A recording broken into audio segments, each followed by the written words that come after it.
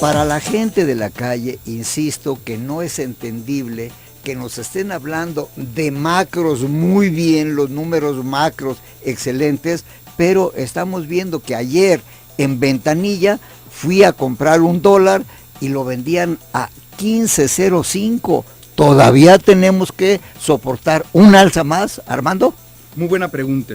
Y quisiera contestarle de la siguiente forma. Mira, a pesar del renovado crecimiento económico que está teniendo Estados Unidos en este momento, porque está creciendo, la realidad es que ese crecimiento no es suficiente. Y ahí está la respuesta a lo que me mencionabas. Oye, si Estados Unidos va bien y nosotros estamos pegados a ellos, y de una u otra manera nuestra economía está ligada a ellos, porque es una realidad, ¿por qué no estamos tan bien? Porque el crecimiento que está teniendo Estados Unidos de Norteamérica no es suficiente para compensar el deterioro económico de otros países. Ya hablé de esos países, ya hablé de Europa, no les he hablado de lo que está pasando ahorita con Japón y con China, pero también es otro factor externo, ¿no? O sea, porque la economía china se desaceleró el año pasado en un 7% y hoy por primera vez a los japoneses ya no les está gustando tanto tener una divisa que es el yen japonés tan depreciada, cuando usualmente les gustaba tenerla depreciada. Déjame puntualizar, el que las economías a nivel global no estén creciendo tanto como se espera, es lo que le pega a Estados Unidos.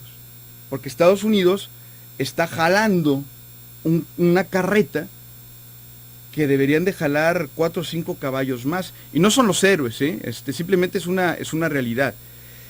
Es por eso, y lo tengo aquí muy claro, que los inversionistas en este momento, los inversionistas, prefieren respaldar sus inversiones en dólares estadounidenses que en cualquier otra moneda o en cualquier otra economía. Además de que con la tasa de interés que están pagando los países en desarrollo, pues esas tasas están por los suelos, ¿sí? Por eso los inversores están esperando un próximo aumento de las tasas de interés que realizará la Reserva Federal para el 2015. Y lo aterrizo, lo platicamos tú y yo hace unos momentos. Hay personas en el mundo que sí tienen dinero, ¿sí? Hay personas en el mundo que tienen dinero. Y el que tiene el dinero puede operar y puede mover mercados. La situación que estamos viendo, amigos, en este momento en el movimiento del dólar norteamericano obedece a todos los factores que les he platicado, pero también obedece al principio más puro y más central del concepto de capitalismo: oferta, demanda, utilidad y pérdida. ¿Quién está comprando dólares? Muchísimos inversionistas. Hay personas que se llaman inversionistas calificados, fondos institucionales, bancos, grandes casas de inversión, inversores privados que tienen grandes flujos, y por eso aquí en México hay algo que se llama MEXDER, que es el mercado mexicano de derivados. En Estados Unidos está el Chicago Mercantile Exchange, y hay una serie de instrumentos financieros complejos que se llaman commodities.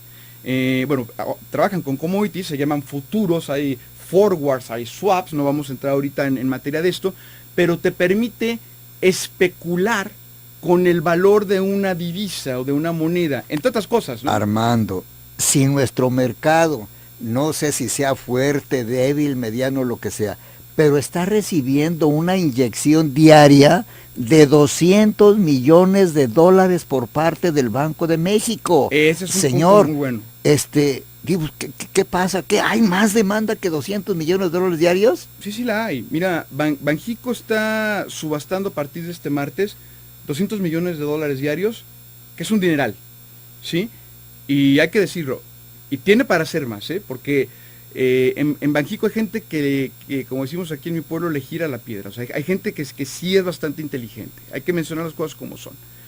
Pero hay bancos que también pueden hacer operaciones por $500 millones en un día, Y hay fondos de inversión privado que manejan miles de trillones de dólares. ¿A qué es a lo que quiero invitar al auditorio y a todos nuestros amigos, Marco?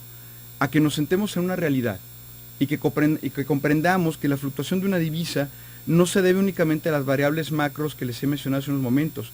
También se tiene que ver con un negocio, y que si una divisa se aprecia hasta determinado momento, yo puedo tomar una utilidad, y al tomar esa utilidad hay una baja, y también puedo tomar y hacer negocios cuando una divisa baja. ¿Por qué? Porque si yo compro para que el dólar suba, también puedo beneficiarme como el dólar baja, porque si el dólar baja, ¿qué se fortalece?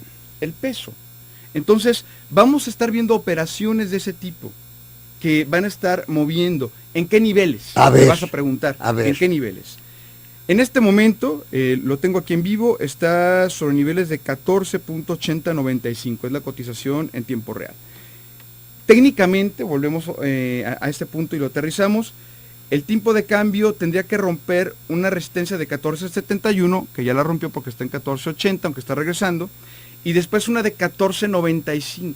El precio de 14.95 es vamos a decir, una resistencia psicológica. ¿Por qué?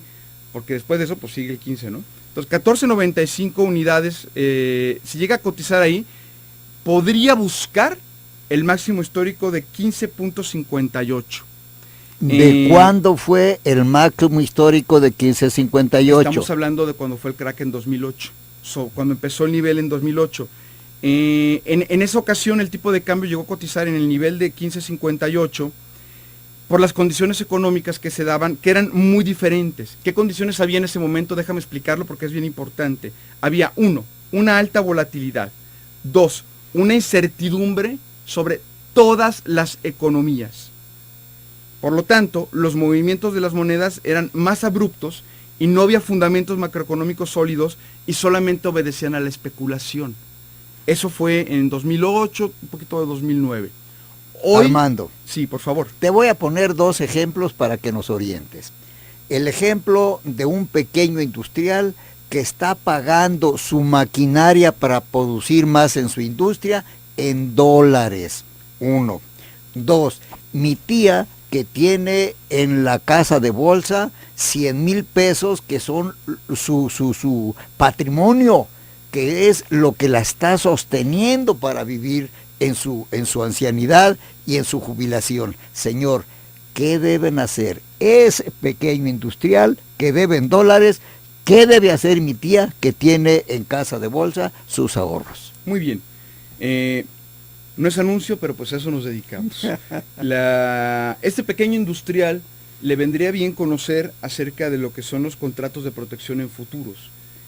Cuando tú ganas en pesos, pero pagas en dólares y tienes una maquinaria que tienes que pagar en dólares, es importante, antes de meterte en un crédito en dólares, buscar una protección. Para eso son los contratos de futuros, que te permiten que tu deuda tenga una cierta protección porque está haciendo una operación paralela.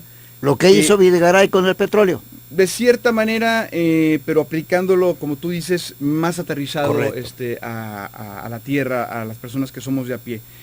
Y tu abuelita que tiene 100,000 pesos en la casa de bolsa, lo primero que habría que mencionar con mucha puntualidad y con mucha humildad es que no puedes tener 100,000 pesos en una casa de bolsa, no te aceptan en una casa de bolsa con 100,000 pesos. Es un ejemplo. Pero seguramente aquella persona que está colocada en casa de bolsa y que está colocada en algunas acciones deberá acudir a su asesor o puede acudir también con nosotros para que le ayudemos a hacer una planeación acerca de qué tipo de acciones comprar, qué tipo de acciones no comprar, qué tipo de fondos, y las personas que nos escuchan que tienen sus 100,000 pesos, sus 10,000 pesos, sus 1,000 pesos, bueno, debemos de ver qué tipos de fondos hay, que hay muchos en diferentes instituciones financieras que te pueden dar una cierta cobertura. Lo importante es que no dejemos de lado que la acumulación de recursos es importantísima, te lo comentaba por la mañana, pero ya no es suficiente.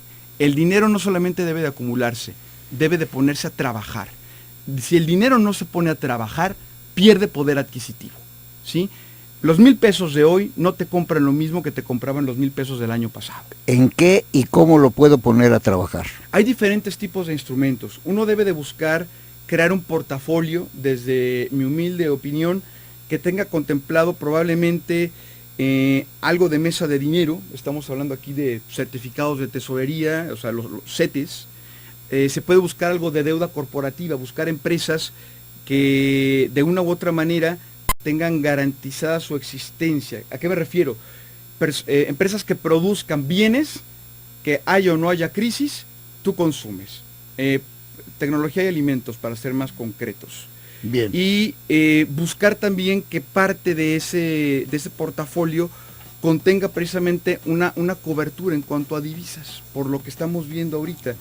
Ese portafolio que podría ser tal vez un 30% en la cuestión de deuda privada de alguna empresa, un 20% en cuestión de lo de los CETES y otro porcentaje sobre el otro 30% en cuestión de cobertura cambiaria, puede generar que tu dinero conserve su poder adquisitivo. Si me preguntas, esta semana qué debemos esperar, si el tipo de cambio llega a cerrar esta semana, como puede pasar por arriba de las 14.37 unidades, que vemos que sí va a cerrar por ahí, y si las condiciones del mercado se mantienen, esa es una razón suficiente para que el peso se mantenga a la alza, por lo menos en un corto plazo. Aunque hay que decirlo, está sobrecomprado. O sea, sobrecomprado. ¿Eso qué quiere decir que está sobrecomprado el peso? Que ya viene una toma de utilidades. Y ya te expliqué que si hay una toma de utilidades, entonces viene un fortalecimiento del peso y una debilidad del dólar. Importante. Bueno, escucha usted este análisis y luego, pues yo le voy a preguntar a Armando, correctísimo tu análisis, muy sabio, muy objetivo, muy todo. Sí, pero ¿qué vamos a hacer? Eso es lo importante. ¿Cuál debe ser nuestra conducta para salir lo menos raspados o lo mejor de esta crisis? Pausa.